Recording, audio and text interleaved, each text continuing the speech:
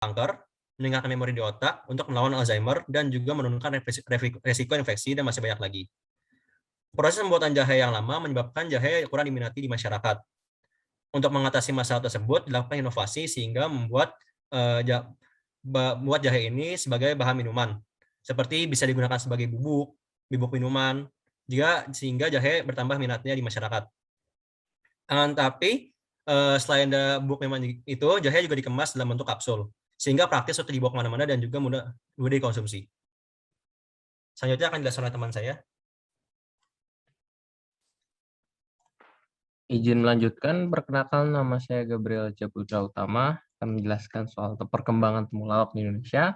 Temulawak sendiri mengandung berbagai senyawa yang baik untuk kesehatan seperti terpenoid, kurkumin, dan satrosizol yang diketahui memiliki sifat antioksidan, anti radang, anti kanker, dan anti diabetes. Zat-zat aktif tersebut banyak terkandung pada bagian induk dan akar temulawak, yaitu bagian yang paling berkhasiat dari temulawak itu sendiri karena banyak ditemukan zat-zat aktif tadi. Selanjutnya, temulawak ini memiliki berbagai manfaat. Yang pertama adalah meningkatkan imunitas. Antioksidan yang terkandung temulawak membantu kinerja sel darah putih untuk memproduksi antibodi. Temulawak juga mengandung santorizol dan kurkuminoid yang berfungsi sebagai antibakteri. Berbagai penelitian menunjukkan bahwa ekstrak temulawak dapat membasmi bakteri penyebab penyakit. Temulawak juga memiliki sifat antiinflamasi dan antipiretik alami.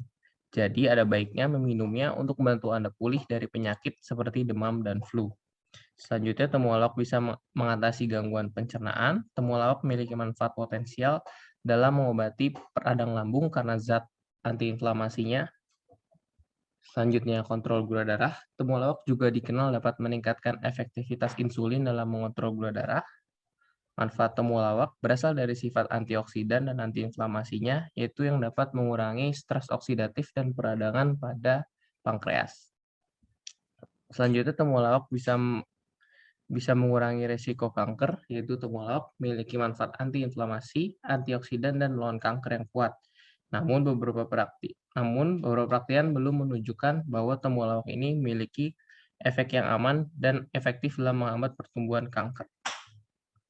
Selanjutnya bisa dilanjutkan oleh teman saya.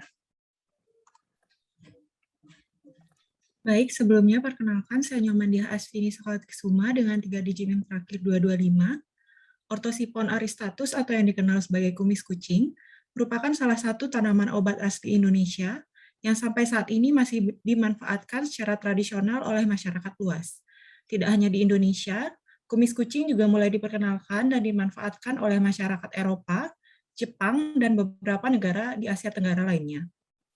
Masyarakat daerah Jawa secara tradisional memanfaatkan daun kumis kucing segar ataupun dalam bentuk simplicia dan diolah sebagai obat infeksi ginjal, luruh batu ginjal, infeksi kandung kemih, dan kencing batu karena memiliki efek diuretik.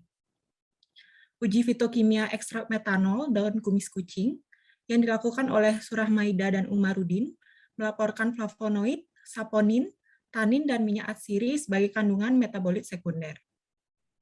Selanjutnya, kandungan flavonoid dapat berpotensi sebagai antimikroba, antiinflamasi, dan anti-alergi. Sedangkan tanin yang merupakan senyawa fenol berperan sebagai antioksidan dan antihemostatik. Saponin dapat mengikat kolesterol sebagai antiinflamasi dan memiliki aktivitas antimikroba. Oleh karena manfaatnya, kumis kucing masih menjadi salah satu komoditas tanaman obat unggul di pasar nasional serta berpotensi dikembangkan menjadi obat herbal terstandar dan fitofarmaka.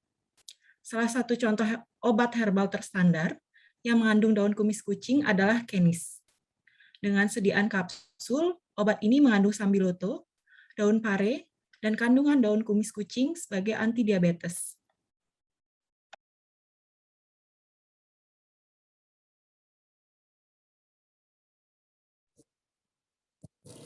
Baik, akan saya lanjutkan terkait lidah buaya atau aloe vera. Sebelumnya perkenalkan saya Putra Wardina Jayanti, NIM 216. Jadi lidah buaya atau aloe vera ini adalah salah satu tanaman obat yang banyak digunakan dalam industri farmasi di Indonesia. Pada penggunaannya sebagai obat herbal, Lidah buaya diolah sebagai produk kosmetik atau obat luar ataupun produk yang dikonsumsi berupa makanan atau minuman. Lidah buaya mengandung vitamin dan mineral yang bermanfaat untuk tubuh. Berikut kandungan lengkapnya seperti yang tertera pada slide. Next. Masyarakat Indonesia bisa memanfaatkan tanaman lidah buaya sebagai, yang pertama adalah sebagai penyembuh penyakit kulit. Penelitian menunjukkan gel aloe vera dapat mempercepat penyembuhan luka, terutama luka bakar, karena gel tersebut bersifat sebagai antibakteri dan anti jamur, serta dapat meningkatkan aliran darah ke daerah luka dan menstimulasi fibroblast. Yang kedua adalah sebagai obat, makanan dan minuman, di mana lidah buaya dikenal sebagai obat penyubur rambut, penyembuh luka bakar, pelembab alami dan antiinflamasi, serta anti-aging dan tabir surya alami. Kegunaan lidah buaya juga sudah semakin berkembang sebagai makanan atau minuman yang berkhasiat menyembuhkan cacingan, sulit buang air, batuk, radang tenggorokan, diabetes, penyakit jantung koroner, serta sebagai hepatoprotektor, imunomodulator, dan penurun kolesterol tubuh. Next.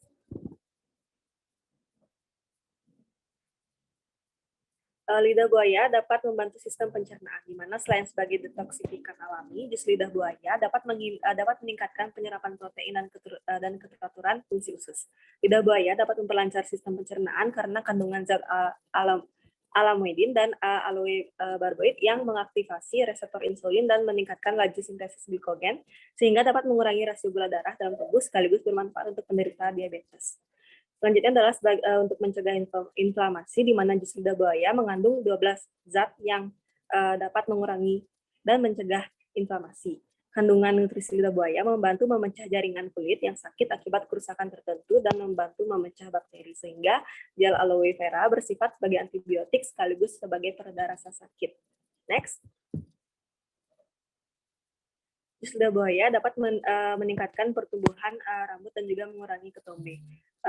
Enzim proteolitik dalam lidah buaya itu dapat menghilangkan atau memecah sebum dan sel mati pada kulit kepala. Sifat alkalizing aloe vera juga menghambat pertumbuhan jamur sehingga memaksimalkan proses pertumbuhan rambut.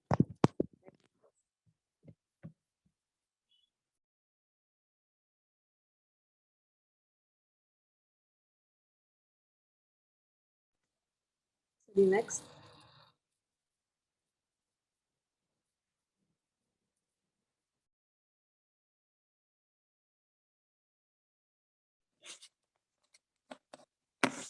Baik, jadi perkenalkan nama saya Vinky Windastiti dengan 3 digit NIM terakhir 009. Adapun kesimpulan dari student project ini, yaitu obat herbal adalah obat tradisional yang umumnya hanya menggunakan sediaan tanaman obat untuk penggunaannya dalam terapi pengobatan.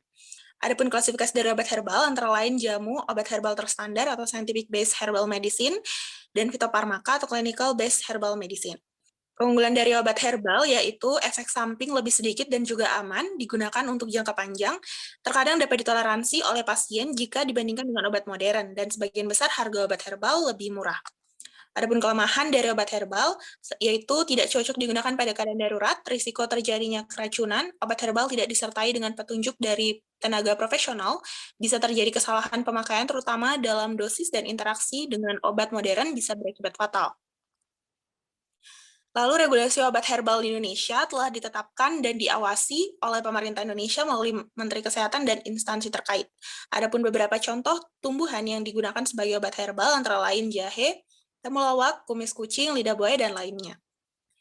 Saran yang dapat penulis berikan kepada pembaca terkait dengan student project ini adalah diperlukan adanya pencarian data lebih banyak terkait contoh tumbuh-tumbuhan yang bisa digunakan sebagai obat herbal, manfaat, efektivitas, dan efek samping yang ditimbulkan. Sekian dari kami, SGDA 2, terima kasih.